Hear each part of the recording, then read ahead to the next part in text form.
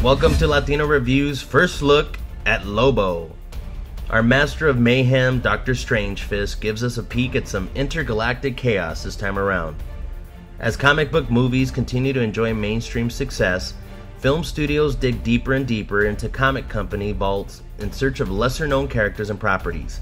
Warner Brothers and writer Angel Dean Lopez have unearthed one such character, DC Comics interstellar bounty hunter, Lobo.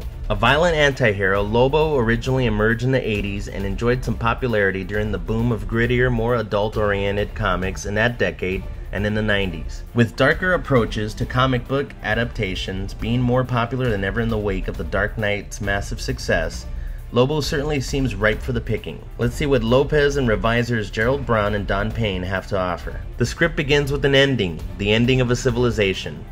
In the post-apocalyptic remains of a city on planet Zarnia, a search party finds a lone survivor, an abandoned infant. The patrol is deeply moved by the discovery, but when the baby nearly bites off the finger of one of its rescuers, it is cast back into the ruins and left for dead.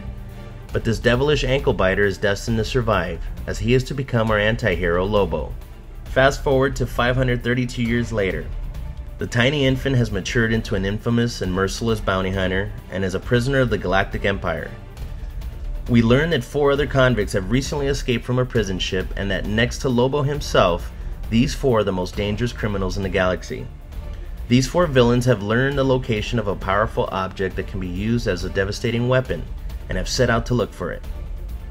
With Imperial forces stretched thin throughout the galaxy, the powers that be dispatch Lobo to track down these fugitives, offering him his freedom and the reinstatement of his bounty hunting license should he successfully complete the mission within 24 hours, and making Lobo something of an alien version of Snake Plissken.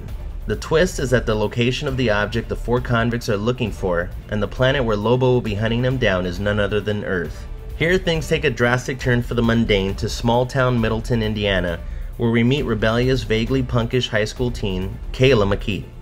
She's a classic angst-filled outcast type who longs to escape her small town and go on to bigger things, but she could never have foreseen what's in store for her. Kayla possesses a necklace left to her by her absent birth father, a metal sphere with a mysterious inscription. This necklace is the key to uncovering the object the fugitives are seeking, and they eventually find their way to Kayla. They arrive at her house at almost the same time as Lobo. A firefight ensues, but the villains escape with Kayla's stepfather as a hostage, mistaking him for Kayla's birth father, the man they are after.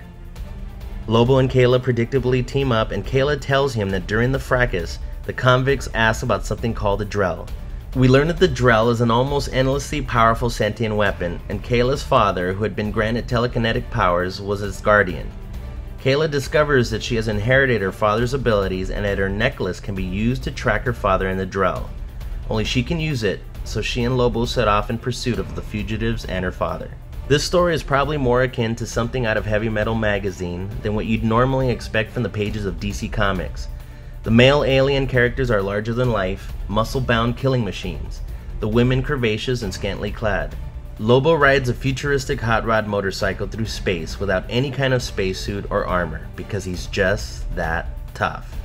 It's over-the-top, pulpy stuff. The human leads are outcasts too big for their one-horse town, whose eyes are open to the unimaginable possibilities of the universe beyond our measly little blue and green planet. It's understandable that Warner Brothers would have this story take place on Earth to attempt to make it more believable. But on some level, the story would work better if it took place entirely in space and on exotic alien worlds. Setting it primarily on Earth somehow softens it and makes it all more conventional. In a way, it's sort of like the film version of Masters of the Universe, taking place on Earth and not on Eternia. Still, the pulp appeal is there, and the action has potential, even though it's not as violent as it could be. And besides, badass anti-heroes like Lobo are hard to resist, if done right.